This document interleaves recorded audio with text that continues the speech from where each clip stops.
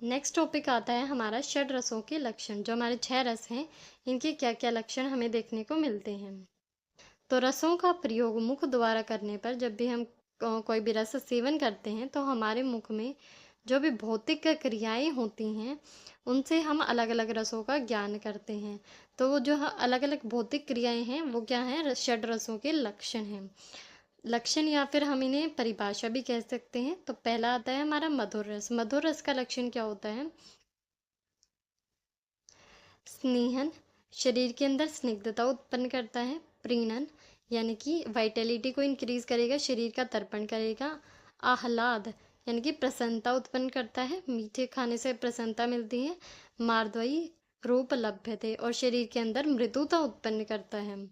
मुखस्थो मधुरश्च अयम, और ये मुख में रखने पर, मुख में स्थित करने पर व्याप व्यापनो, व्याप्त हो जाता है, शीघ्र ही फैल जाता है। अनुलिम्पत युज, और मुख के अंदर जो है लेप की तरह प्रतीत होता है। मीठा खाने पर एक कोटिंग सी हमें मुख के अंदर लगती है। और जो हमारा मधुर रस है ये कफ को बढ़ाता है और षटपद पिपलिकाओं को प्रिय होता है। षटपद पिपलिका का मतलब है 6 पैरों वाली, षट यानी कि 6, पद यानी कि पैर, 6 पैरों वाले पिपलिका यानी कि चींटियां जो होती हैं उन्हें प्रिय होता है। तो मीठे पर चींटियां तो आती ही, ये हम सबको पता ही है। दूसरा है हमारा अम्ल रस। अम्ल रस के क्या लक्षण होते हैं? दंत हर्षान, जब भी हम खट्टी चीज खाते हैं तो दांत जो है वो खटा जाते हैं, तो दंत हर्ष करता है ये। मुख स्रावात, मुख के अंदर स्राव कराता है, सलाइवेशन कराएगा, लाला स्राव कराएगा। स्वेदनान, स्वेद को जो है बढ़ा देता है क्योंकि पित्तवर्धक होता है। मुख बोधनाद, मुख के अंदर बोध कराता है, यानी कि जब भी ये सलाइवेशन कराएगा तो जो बाकी के रस हैं हमारे मुख के उनको जो है साफ कर देगा, और जिसकी वजह से जो है हमें अन्य रसों का ज्ञान होता है। तो ये मुख का बोध करवाता है। विदाहात च आस्य कंठस्य, जो आस्य है यानी कि हमारा मुख है, और जो कंठ है इनके अंदर विदाह यानी कि जलन उत्पन्न करता है क्योंकि ये पित्तवर्धक है। प्राश्य एवं अम्लम रसेत वदेत, ये जो है अम्ल रस के लक्षण हो गए। और ये जो है नेत्र भ्रू निकोचक है, या फिर अक्षि भ्रू निकोचक होता है, यानी कि जो नेत्र हैं और जो भौहें हैं उन्हें संकुचित करता है। हृदय, हृदय के लिए अच्छा होता है और अन्य रसों में श्रद्धा का जनक होता है। दूसरे रसों के मुख में बोध करा रहा है तो अन्य रसों का ज्ञान कराया है, अन्य रस खाने की जो है इसकी वजह से इच्छा होती है। तीसरा है हमारा लवण रस। लवण रस के गुण क्या है? लवण रस के लक्षण क्या आते हैं हमारे? लवण रस के लक्षण होते हैं प्रलियन, यानी कि जब हमने लवण रस खाया तो ये फैलकर क्या करता है? क्लेद, क्लेद को उत्पन्न करेगा। विषंदन, लवण रस का सेवन करने पर क्लेद को उत्पन्न करेगा। विषंदन, जो चीज़ें हैं उनको पिघला देता है क्योंकि तीक्ष्ण होता है लवण, तो उन्हें पिघला देगा। मार्दवम कुरुते मुख्य, और मुख के अंदर जो है मृदुता उत्पन्न करेगा। यह शीघ्रम लवणो ज्ञेय, और जो इन सभी कार्यों को शीघ्र कर देता है उसे जो है लवण रस जानना चाहिए। सविदाहान मुखस्य च, और ये मुख के अंदर जो है विदाह करने वाला होता है क्योंकि ये भी जो है पित्तवर्धक होता है। अष्टांग हृदय के अंदर क्या बताया है? लवण है शंदत्य, लवण रस जो है वो शंदन यानी कि सलाइवेशन करवाता है, लाला स्राव कराता है। आस्यम यानी कि मुख के अंदर। कपोल मतलब कि मुख। गला, गल यानी कि गले में। दाह कृत, दाह को उत्पन्न करने वाला होता है। फोर्थ है हमारा कटुरस। कटुरस का लक्षण क्या होता है? संवेद ये जो रसानाम निपाते तुदति युज, निपात, रसानाम निपाते, रसना इंद्रिय जो है उस पर निपात होने पर, स्पर्श होने पर, संवेद ये जो उद्विग्नता उत्पन्न करता है। कटुरस जो है वो तीखा होता है तो एक तरह से उद्विग्नता उत्पन्न करेगा। तोदती युज, और तोद उत्पन्न करता है, सुई चुभने के समान पीड़ा उत्पन्न करेगा। विदहन मुख नासा अक्षि संस्रावी, कि जो हमारा मुख है, नासा है, और जो अक्षि यानी कि आंखें हैं उनमें क्या करेगा? विदाह करेगा। तीखी चीज खाते तो जलन होती है। और संस्रावी यानी कि आंख से, मुख से, नासा से जो है पानी आने लगता है, स्राव कराता है, ये जो है कटोरस होता है। स कटु स्मृत है, उसे जो है कटोरस जानना चाहिए। ये जो कटोरस है ये शिरोग्रह जनक होता है, यानी कि सिर के अंदर जकड़ाहट उत्पन्न करता है, और कपोल यानी कि मुख में दाह उत्पन्न करने वाला होता है। फिफ्थ आता है हमारा तिक्त रस। प्रतिहंते निपाते यो रसनम स्वदते न च। जिसका निपात यानी कि स्पर्श होने पर प्रतिहंती रसनम, जो अन्य रस हैं उनके आस्वादों को जो है नष्ट कर देता है। जो पहले के बचे हुए आस्वाद थे उनको जो है तिक्त रस जो कड़वा होता है वो नष्ट कर देता है, और मुख के अंदर जो है विशुद्धता, एक तरह से क्लीनलीनेस लाता है। स्वदते नच है, और जो है स्वादिष्ट नहीं होता है, खुद जो है स्वादिष्ट नहीं होता है। सतिक्तों से जो है तिक्त जानना चाहिए। मुख वैशुद्ध, मुख के अंदर विशुद्धता, क्लीनलीनेस लाता है। शोष प्रहलाद कारक है। शोष यानी कि सूखापन उत्पन्न करता है। प्रहलाद यानी कि प्रसन्नता उत्पन्न करने वाला होता है। ये स्वादिष्ट नहीं होता है, फिर भी प्रहलाद उत्पन्न करने वाला होता है, ये इंपॉर्टेंट पॉइंट है। और ये जो है गले के अंदर चोष यानी कि बर्निंग सेंसेशन उत्पन्न करता है, और खाने में रुचि उत्पन्न करता है। खुद रुचिकर न होते हुए भी जो रुचि उत्पन्न करने वाला रस है वो हमारा तिक्त रस होता है। नेक्स्ट है हमारा कषाय रस। कषाय रस क्या करता है? वैशुद्ध है, मुख के अंदर विशुद्धता, जिह्वा में विशुद्धता लाएगा, क्लीनलीनेस लाता है। स्तंभ जाडयर यो, स्तंभता और जड़ता को जो है उत्पन्न करता है। रसनम योजयित रसः, कि ये जो रस है ये रसन इंद्रिय से संयोजित होने पर उस पर स्पर्श करने से विशुद्धता, स्तंभता और जड़ता उत्पन्न करता है। बधनाति युजयः कंठ, और ये जो है कंठ के अंदर, गले के अंदर जो है बंधन उत्पन्न करता है, विबंध उत्पन्न करता है। कषाय से विकास से अपी, और ये जो है कैसा होता है? विकासी गुण युक्त होता है। विकासी यानी कि जो धातुओं को और संधि बंधनों को जो है ढीला कर देता है, वो विकासी गुण होता है। और जो कषाय रस है ये हृदय शूल को करने वाला होता है, और जो हमारे कंठ स्रोतस है उन्हें बांधता है, विबंध करता है। तो ये जो 6 श्लोक हैं परिभाषा के लक्षण वाले, ये सभी याद किए जाते हैं। इसके अलावा जो हमने रस की निरुक्ति पढ़ी थी, जो 4 अर्थ पढ़े थे, उनके एक एक श्लोक याद करने हैं, और रस के लक्षण का हमें श्लोक याद करना है। उसके अलावा रस और अनुरस वाला जो एक श्लोक था वो याद करना है इसमें से। नेक्स्ट हम देखते हैं रसों के गुण। रस जो है वो खुद एक गुण होता है। तो गुणों के गुण हम क्या बताएंगे? तो गुण के अंदर तो गुण रहता ही नहीं है। तो यहाँ पर रसों के गुण बताने का मतलब है कि जो मधुर रस वाले द्रव्य हैं उनका गुण। तो हम यहाँ पर द्रव्यों के गुण बता रहे हैं, न कि रसों के गुण। तो यहाँ पर जो 6 रस हैं उनके गुण हम देखते हैं। सबसे पहले जो मधुर रस है, अम्ल रस है और लवण रस है, ये तीनों जो है हमारे कफवर्धक होते हैं। तो कफवर्धक हैं तो ये तीनों क्या होंगे? स्निग्ध होंगे। ये तीनों हमारे स्निग्ध होंगे। और जबकि जो हमारे तिक्त, कटु तिक्त और जो कषाय रस हैं, ये जो है वातवर्धक होते हैं। वातवर्धक होने की वजह से क्या होंगे? ये तीनों रुक्ष होंगे। उसके अलावा जो हमारे अम्ल, लवण और कटु रस हैं, ये जो है पित्तवर्धक होते हैं। तो पित्तवर्धक होने की वजह से क्या होंगे? उष्ण होंगे।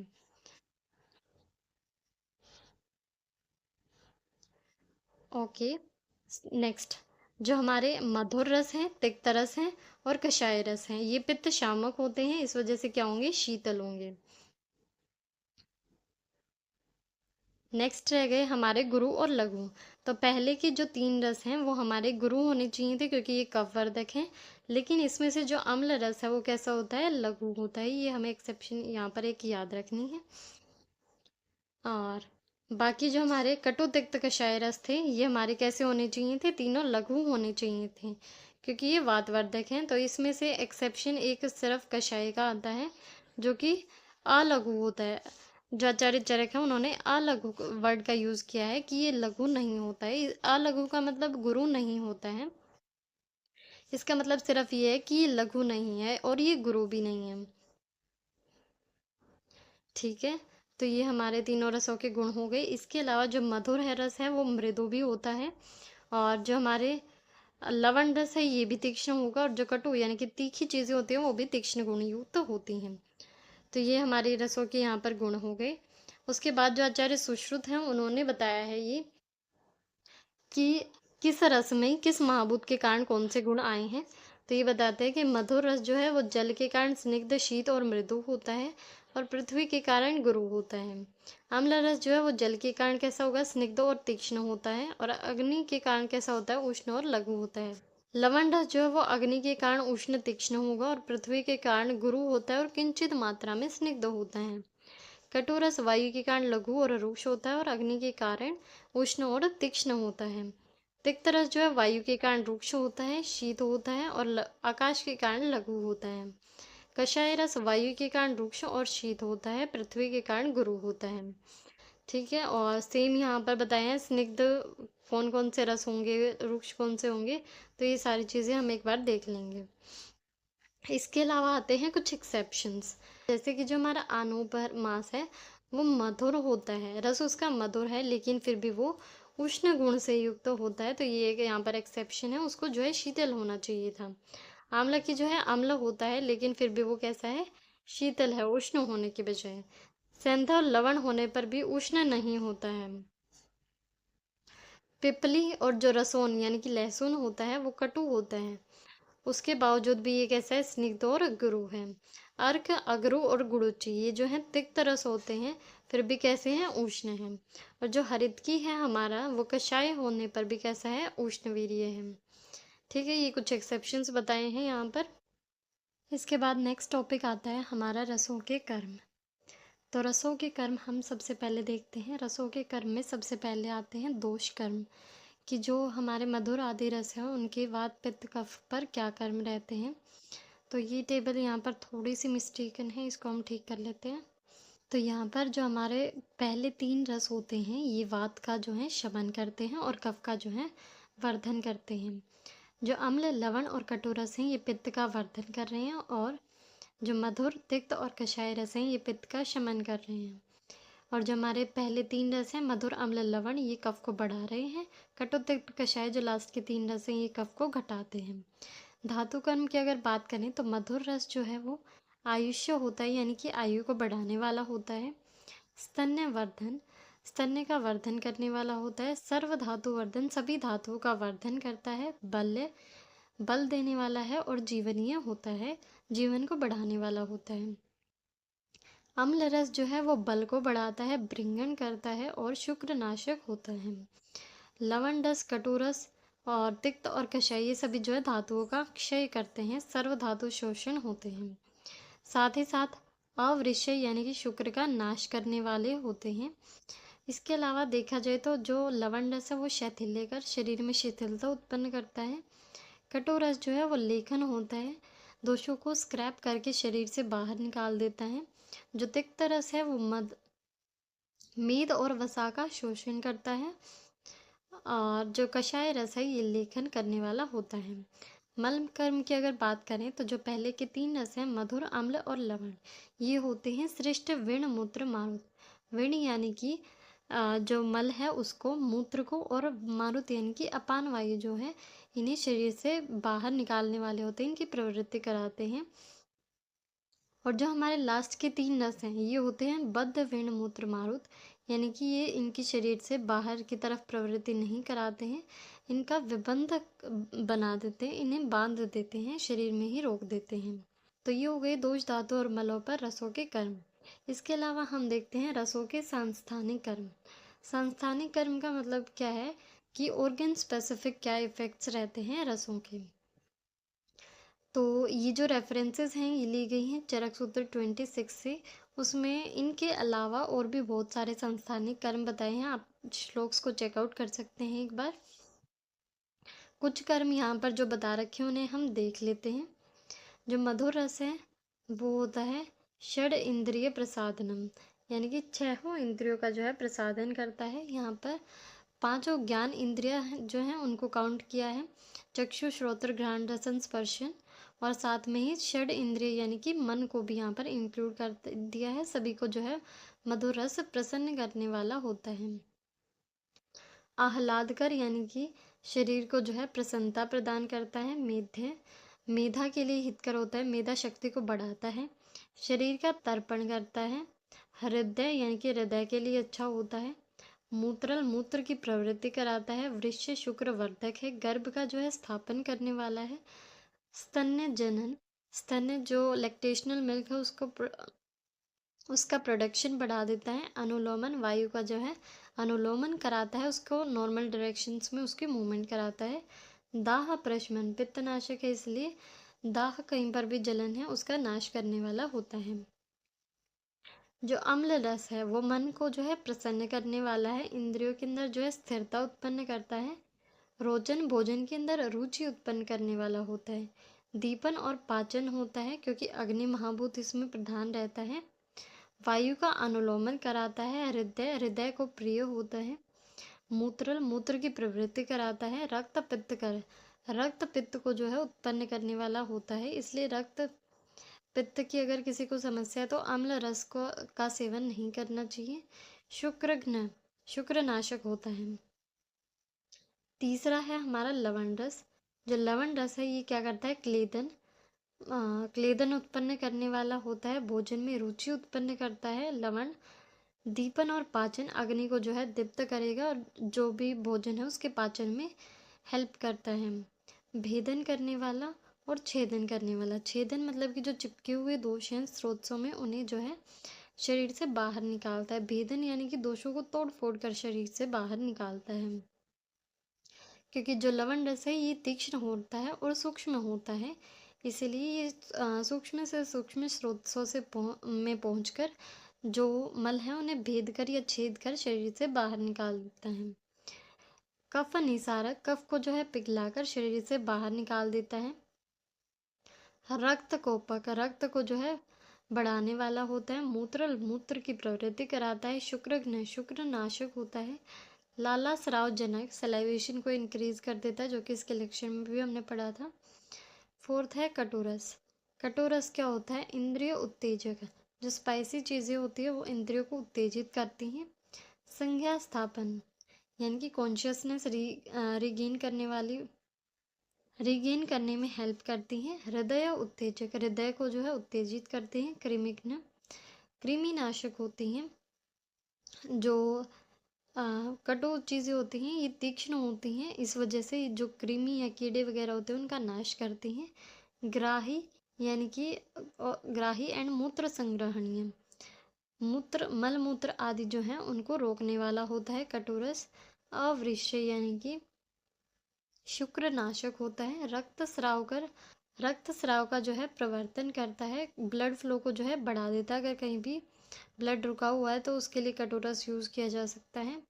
मुख शोधन मुख को जो है साफ करने वाला होता है। कंडुग्न कंडु यानी कि खुजली का नाश करता है। फिफ्थ जो है वो है हमारा तिक्तरस। तिक्तरस जो है वो ज्वरनाशक होता है। स्वेदनाशक होता है। कंडु यानी कि खुजली का नाश करता है। कुष्ठ का नाश करता है। स्तन्य शोधन करता है। रक्त का जो है प्रसादन करता है। पुरुष का शोषण यानी कि उसको सुखा देगा। कृमि का नाश करेगा। दीपन पाचन करेगा। आहृदय हृदय को प्रिय नहीं है। आवृश्य यानी कि शुक्रनाशक है। सिक्स्थ है कषाय रस। कषाय रस जो है स्तंभन यानी कि जड़ता उत्पन्न करने वाला होता है। संधानी जोड़ने वाला होता है जॉइंट्स वगैरह को। पीड़न और रोपण करने वाला होता है। जो व्रण है उनका रोपण यानी कि उनकी हीलिंग करता है। और पीड़न मतलब कि कहीं पर भी अगर वाउंड वगैरह है उसके आसपास हमने कषाय रस युक्त द्रव्यों का अगर लेप लगा दिया तो आस जो उसके अंदर पस बनी हुई थी उसे खींचकर बाहर निकाल देता है। सवर्णीकरण अहृदय हृदय को प्रिय नहीं है और अवृश्य होता है। तो रसों के कर्म में अपवाद हमें क्या क्या देखने को मिलते हैं वो यहाँ पर बताते हैं। मधुरस जो है वो कफवर्धक होता है, लेकिन जो मधु मिश्री यव गेहूँ मूंग और पुराना चावल और जांगल बांस हैं ये कफ को नहीं बढ़ाते हैं। अम्ल रस वैसे तो पित्तवर्धक होता है, लेकिन अनार और जो आंवला आंवला है वो पित्त का वर्धन नहीं करते हैं। सभी लवण जो है वो अपथ्यकर और अचक्षुष्य यानी कि नेत्रों के लिए हितकर नहीं है, लेकिन जो सैंधव लवण है वो ऐसा नहीं है, वो पथ्यकर होता है। कटोरस जो है वो वातवर्धक होता है, वात को बढ़ाता है और अवृश्य होता है, लेकिन जो शुंठी पिपली और रसोन यानी कि लहसुन होता है वो ऐसा नहीं होता है।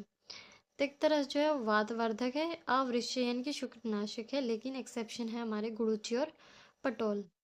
कषाय रस जो है वो शीत होता है और स्तंभन करने वाला होता है, लेकिन हरित की यहाँ पर एक्सेप्शन है क्योंकि वो उष्ण और विरेचक होती है। नेक्स्ट है रसों के अति योग से उत्पन्न रोग। कि किसी भी रस का अगर अति मात्रा में सेवन कर लिया जाए तो कौन कौन से रोग यहाँ पर उत्पन्न हो जाते हैं। ये वाला जो पॉइंट है ये सिलेबस में है, इसलिए इसको हमें ज़रूर देखना है। तो यहाँ पर हम देखते हैं, मधुर रस का अगर अधिक मात्रा में सेवन कर लिया तो कौन कौन से रोग हो सकते हैं। इनमें से कुछ रोग हम याद कर लेंगे जो इजी रहते हैं वो वाले। स्थूल्य, मधुर रस ज़्यादा खाने से स्थूलता उत्पन्न हो जाएगी, आलस्य रहेगा, अग्नि जो है मंद रहेगी क्योंकि गुरु होता है, अरुचि, पेट भरा भरा सा रहेगा, श्वास कास प्रतिशायी ये सब हो जाएंगे, शीत ज्वर हो जाएगा, कृमि हो जाएंगे, ज़्यादा मीठा खा ले तो कीड़े हो जाते हैं, गलगंड, गंडमाला, गोइटर वगैरह होने के चांसेस रहते हैं, श्लीपद, एलिफेंटियासिस हो सकता है, अर्बुद यानी कि ट्यूमर हो सकता है, मुख और जो कंठ है वहाँ का मांस बढ़ सकता है, स्वर भंग हो सकता है, अभिषंध हो सकता है, नेत्र रोग और कफज विकार हो जाते हैं। अम्ल रस का अधिक मात्रा में सेवन करने से दंत हर्ष, दांत जो है वो खटा जाते हैं, तृष्णा, बहुत ज़्यादा प्यास लगती है, अक्षि निमीलन, बहुत ज़्यादा खट्टा खाने से एकदम से आंखें बंद हो जाती हैं, पित्त की वृद्धि करने वाला होता है, पित्त और रक्त में आष्टाशी भाव का संबंध है इसलिए रक्त के दोष भी उत्पन्न करता है, शरीर में शिथिलता उत्पन्न करेगा, कंठ, वक्ष, हृदय में जो है दाह उत्पन्न करने वाला होता है क्योंकि पित्तवर्धक है, शत उत्पन्न करेगा, चीज़ों का पाक कर देता है, शोथ, इन्फ्लेमेशन, इडीमा उत्पन्न करता है, ये सभी जो पित्त विकार हैं वो अम्ल रस उत्पन्न करता है। जो लवण रस है ये भी जो है पित्त का प्रकोप करेगा, साथ में रक्त दोष जो है उनको बढ़ा देगा, खालित्य पालित्य रोग उत्पन्न करता है, बाल्डनेस और जो भी ग्रेइंग ऑफ हेयर्स है उनको लाने वाला होता है, अम्ल पित्त एसिडिटी कर देगा, रक्त पित्त को उत्पन्न करेगा, विसर्प उत्पन्न करेगा, कुष्ठ, तृष्णा यानी कि ज़्यादा प्यास लगेगी, नपुंसकता आदि जो रक्त दुष्टिजन्य विकार हैं और पैतिक विकार हैं उनको उत्पन्न करता है। फोर्थ है हमारा कटुरस। कटुरस जो है वो क्या करेगा, अधिक मात्रा में सेवन करने से नपुंसकता, मूर्छा, भ्रम, दाह, तृष्णा, क्योंकि ये भी जो है पित्तवर्धक होता है तो पित्त वाले जो भी डिजीज हैं वो इसमें होंगी, कंप उत्पन्न करेगा, शरीर के अंगों में शूल, वात, पैतिक रोग आदि उत्पन्न करता है। तिक्त रस जो है वो क्या करेगा, धातुओं का शोषण करेगा, स्रोतों में खरत्व, खरता उत्पन्न करेगा, दौर्बल्य, दुर्बलता उत्पन्न करेगा, कार्श्य, कृष्णता उत्पन्न करेगा, ग्लानि, मूर्छा, भ्रम, मुख शोष, वातिक विकार आदि जो है उत्पन्न कर देता है। कषाय रस की वजह से क्या होगा, हृदय, हृदयशूल, हृदय प्रदेश में शूल होगा, आधमान, स्वर भेद, स्रोतों विबंध, स्रोतों में विबंध कर देगा, विष्टंभ कर देगा, वात, मूत्र, पुरुष और शुक्र का जो वे शुक्र जो है इनका अवरोध कर देता है, मुख को सुखा देगा, स्तंभन, जकड़ाहट उत्पन्न करेगा, पक्षाघात, पैरालिसिस करेगा, अपतानिक यानी कि टेटनस उत्पन्न कर सकता है, अर्धित फेशियल पैरालिसिस हो सकता है और वातिक रोगों को उत्पन्न कर सकता है। नेक्स्ट आता है आहार में रसों का उपयोग क्रम, कि हम जब भी कोई आहार खा रहे हैं तो उसमें सबसे पहले हम कौन सा रस लेंगे, बाद में कौन सा लेंगे, ये चीज़ कैसे डिसाइड करेंगे। पूर्वम मधुरम अश्नियात, जब भी हम भोजन कर रहे हैं तो सबसे पहले मधुर रस जो है उसको खाना चाहिए, मध्य अम्ल लवणम रसा, और भोजन के मध्य में अम्ल और लवण रस का सेवन करेंगे, पश्चात शेषान रसान, उसके बाद जो है शेष बचे हुए रस जो है हमारे कटोतिक्त कषाय उनका सेवन, वैद्यो भोजनेशु आचार्येत, वैद्य को जो है भोजन में जो है करना चाहिए या दूसरों को इंडिकेट करना चाहिए। इसका वैज्ञानिक आधार क्या है, भोजन करने से पहले जो हमारा कोष्ठ है वो बिल्कुल खाली रहता है, खाली रहता है तो उसके अंदर वात की बहुलता रहती है, खाली जगह में जो है वायु की डोमिनेंसी रहती है, इसलिए सबसे पहले मधुरस का सेवन करेंगे तो वात जो है वो शमन हो जाता है और कफ जो है वो वृद्धि करने लगता है, जिसकी वजह से आहार जो है अच्छी तरह से क्लेदित हो जाता है, अच्छी तरह से गीला हो जाता है, जिसकी वजह से अग्नि उस पर अच्छे से काम कर पाए। इसके बाद मध्य में अम्ल और लवण रसों का सेवन करेंगे जिससे कि बचा हुआ जो वात है उसका शमन हो जाएगा, और साथ साथ में अम्ल और लवण रस जो है ये आग्नेय होते हैं, आग्नेय होने की वजह से जो जठराग्नि है उसको बढ़ा देंगे और जिसकी वजह से पाचन जो है हमारा वो शुरू हो जाता है। सबसे लास्ट में सेवन करेंगे कटोतिक्त और कषाय रस, ये अग्नि को तो दीप्त करेंगे ही करेंगे, लेकिन भोजन के बाद जो कफ की वृद्धि होती है पाचन के बाद, उसको उसका जो है नाश भी करते हैं, क्योंकि ये रुक्ष होते हैं। और जो अरुचि है, अग्निमांद है, और जो भी कफज विकार हैं, इसमें हम जो रसों का सेवन क्रम है वो दूसरा रखते हैं। वो यहाँ पर बताया है, अग्निमांद है, अरुचि है, तो हम पहले जो लघु अन्न है उसका सेवन करेंगे। भोजन आग्रे सदा पथ्यम लवण आर्द्रक भक्षणम, कि भोजन के आरंभ में सबसे पहले लवण और अदरक का सेवन करना चाहिए, क्योंकि जो अदरक है वो कटुरस होता है, इस वजह से अग्नि संदीपनम, अग्नि को जो है दीप्त करता है, रुचम रुचि उत्पन्न करता है, जिह्वा कंठ विशोधनम, जिह्वा और जो कंठ है उसको शुद्ध करने वाला होता है। ठीक है, तो अगर अरुचि, अग्निमांद और अन्य कफ विकार हैं तो पहले लवण और अदरक का सेवन करेंगे। नेक्स्ट है औषध में रसों का उपयोग क्रम, कि कोई भी औषध ले रहे हैं तो उसमें कौन कौन से रस आदि, मध्य और अंत में लेने हैं। तो ये पॉइंट भी जो है सिलेबस के अंदर है और इम्पोर्टेंट है, पूछा जा सकता है, तो इसको ज़रूर से ज़रूर कवर करेंगे। तो इनका सीक्वेंस क्या बताया है, तो दोषों के अकॉर्डिंगली बताया है कि वातज रोग हैं तो कौन से रस पहले लेने हैं, पित्तज में कौन से और कफज में कौन से। तो इसको हम देख लेते हैं। वातज में क्या बताया है, मधुर अम्ल लवण, इसको लिख लेंगे उल्टा, मधुर अम्ल लवण, पीछे से स्टार्ट करके। जो कफ है इसके अंदर हम सीधा लिख लेंगे कटु, तिक्त और कषाय। जो पित्त वाले हैं ये हमें याद करने पड़ेंगे, पहले आता है तिक्त, देन मधुर, देन कषाय। जो सबसे ज़्यादा जो पित्त शामक रस है मधुर, उसको हम मध्य में लिख लेंगे, उसके बाद जो तिक्त वाला है उसको हम आधे में लिख लेंगे, और जो कषाय वाला उसे अंत में लिख देंगे। इस प्रकार से क्यों बताया है, ये काश्यप संहिता में उन्होंने बताया कि वात रोगों में लवण, अम्ल और मधुर रसों का सेवन क्रमशः करना चाहिए। आदि में जो है लवण रस का प्रयोग करना चाहिए, क्योंकि वायु के विबंध को जो है नष्ट कर देता है, क्योंकि वो तीक्ष्ण होता है और सूक्ष्म होता है, तो जहाँ पर भी ब्लॉकेज है उसको दूर कर देगा। और वायु के कारण जो शीतलता है उसको नष्ट कर देता है, क्योंकि ये जो लवण है वो उष्ण होता है, और वायु की लघुत्व को नष्ट करता है, क्योंकि लवण जो है वो गुरु होता है। मध्य में जो है अम्ल रस का प्रयोग करेंगे, क्योंकि ये जो है स्रोतों को खोल देता है तीक्ष्ण गुण की वजह से, और विमार्गगामी जो वायु है उसका अनुलोमन करता है स्निग्ध और उष्ण गुण होने के कारण। देन अंत में जो है मधुर रस का उपयोग करेंगे, क्योंकि वह वायु के लघु, विशद और रुक्ष गुणों को जो है शांत कर देता है। पित्तज रोग अगर हैं तो उसके अंदर तिक्त, मधुर और कषाय रस जो है उनका सेवन करना चाहिए क्रम से। सबसे पहले यूज़ करेंगे तिक्त रस, जिसकी वजह से आम पित्त जो है उसका परिपाक हो जाएगा। उसके बाद हम यूज़ करेंगे मधुर रस, मधुर रस से जो पक्व पित्त है उसका जो है शमन हो जाएगा। और लास्ट में यूज़ करेंगे कषाय रस, जिसकी वजह से पित्त का जो द्रवत्व है वो नष्ट हो जाएगा, वो लिक्विड नहीं रहता है। अगर कफज रोग हैं तो हम यूज़ करेंगे कटु, तिक्त और कषाय रस। सबसे पहले कटु रस यूज़ करेंगे, जिसकी वजह से कफ की पिच्छलता और गुरुता का जो है नाश हो जाता है। मध्य में तिक्त रस प्रयोग करेंगे, क्योंकि वह मुख के माधुर्य को नष्ट करता है और कफ का शोषण करता है, कफ को सुखा देता है। अंत में कषाय रस का यूज़ करेंगे, क्योंकि वो कफ के स्नेह अंश को जो है नष्ट कर देता है, जिसकी वजह से कफ निकलना बंद हो जाता है। तो ये हो गया औषध में रसों का प्रयोग कर्म। इसके बाद जो हमारे कुछ टॉपिक्स रह जाते हैं जो कि बुक के अंदर नहीं दिए हुए लेकिन सिलेबस के अंदर हैं, वो भी हम देख लेते हैं।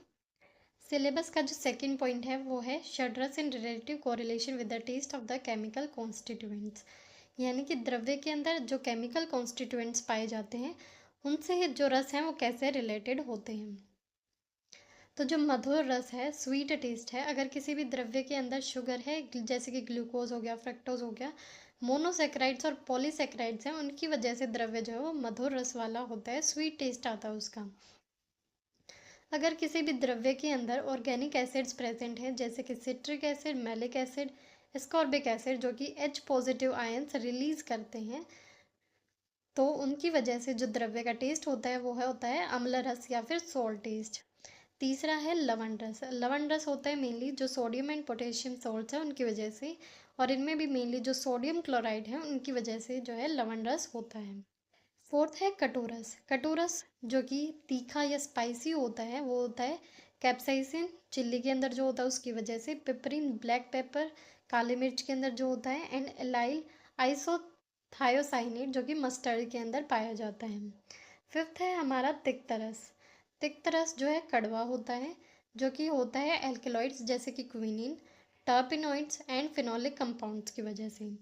सिक्स्थ है हमारा कषाय रस। एस्ट्रिंजेंट टेस्ट होता है ये, mainly due to the polyphenols, tannins and flavonoids. Next है site of taste receptors in the body. तो टेस्ट रिसेप्टर्स होते क्या हैं? जो हमारी टंग होती है उसके ऊपर कुछ टेस्ट बड्स देखने को मिलते हैं। उन टेस्ट बड्स के अंदर सेंसरी सेल्स होती हैं जो जिससे हम जो भी चीज़ खाते हैं उसकी नॉलेज जो है हमारे ब्रेन तक पहुंचती है। वो जो चीज़ होती है उन्हें टेस्ट रिसेप्टर्स कहा जाता है। और जो टेस्ट रिसेप्टर्स हैं ये मेनली हमारी टंग पर मिलते हैं पैपिले की फॉर्म में। तो हम तीन टाइप के पेपिले मेनली टंग पर देखने को मिलते हैं: fungiform papillae, filiform papillae and circumvallate papillae. जो फंजीफॉर्म पैपिले हैं वो राउंड होते हैं और इनके अंदर टेस्ट बड्स प्रेजेंट होते हैं। मेनली टंग के सेंटर में हमें जो है फंजीफॉर्म पैपिले देखने को मिलते हैं। फिलीफॉर्म पैपिले जो हैं उनके अंदर टेस्ट बड्स या तो बिल्कुल ही नहीं होती या फिर होती हैं तो कम अमाउंट में होते हैं, फ्यू टेस्ट बड्स उसके अंदर होती हैं। फिलीफॉर्म पैपिले जो हैं वो हमारी टंग के डोर्सम के ऊपर प्रेजेंट होते हैं। तीसरे हैं सर्कमवैलिड पैपिले जो कि लार्ज साइज पैपिले होते हैं और इनके अंदर टेस्ट बड्स प्रेजेंट होती हैं। ये यहाँ पर दिखा रखे हैं, जो पैपिले हैं वी शेप में, ये हैं सर्कमवैलिड पैपिले। और ये जो है हमारी टंग के पोस्टीरियर साइड पे प्रेजेंट होते हैं।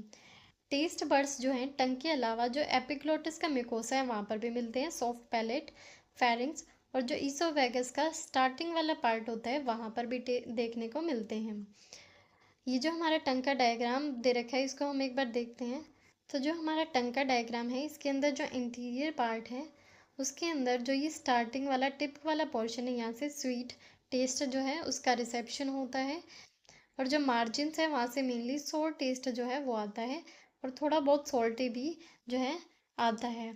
और जो सॉल्टी टेस्ट है ये वाइडली डिस्ट्रीब्यूटेड होता है ऑल ओवर द टंग, और जो बैक साइड होती है टंग की यहाँ से जो है बिटर टेस्ट का रिसेप्शन होता है। नेक्स्ट देखते हैं हम पाथवे ऑफ टेस्ट परसेप्शन, कि टेस्ट का परसेप्शन किस रास्ते से होता है। जब भी हमने कोई चीज़ खाई तो जो हमारे टेस्ट रिसेप्टर्स प्रेजेंट थे टंग के ऊपर उन्होंने उसको सेंस किया, और वो जो है फर्स्ट ऑर्डर न्यूरॉन्स के थ्रू सिग्नल भेजती हैं। फर्स्ट ऑर्डर न्यूरॉन्स कहाँ होती हैं? तीन नर्व्स जो हैं हमारी फेस की तीन नर्व्स हैं वो फर्स्ट ऑर्डर न्यूरॉन्स बनाती हैं।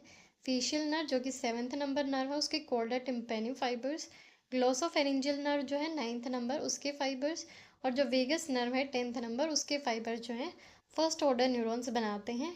और ये जो टेस्ट रिसेप्शन है उसे लेकर जाते हैं न्यूक्लियस ऑफ सॉलिटेरियस तक जो कि हमारे मेडुला ऑब्लोंगेटा में होता है और सेकेंड ऑर्डर न्यूरॉन्स बनाता है। डायग्राम से देखते हैं एक बार।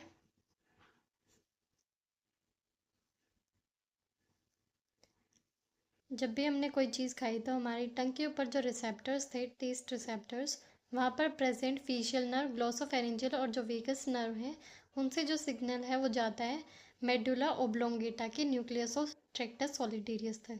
तो ये जो ब्लू कलर की लाइन दिखा रखी है ये हमारी फर्स्ट ऑर्डर न्यूरॉन्स।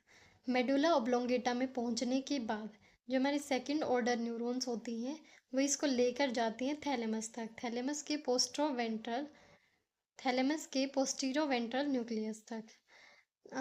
और ये जो रेड कलर में दिखा रखी है सेकेंड ऑर्डर न्यूरॉन्स।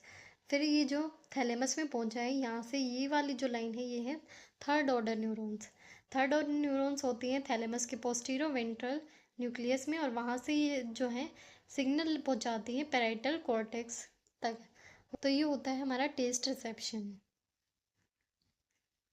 हमारे टेस्ट रिसेप्टर्स ने टेस्ट को सेंस किया, फर्स्ट ऑर्डर न्यूरॉन से जो सिग्नल है वो जाता है न्यूक्लियस ऑफ ट्रैक्टस सॉलिटेरियस में जहाँ पर है second order neurons, then to the medial lemniscus, medial lemniscus से posteroventral nucleus of the thalamus, वहाँ पर है थर्ड ऑर्डर न्यूरॉन जो इसको कैरी करते हैं parietal lobe of the cerebral cortex तक।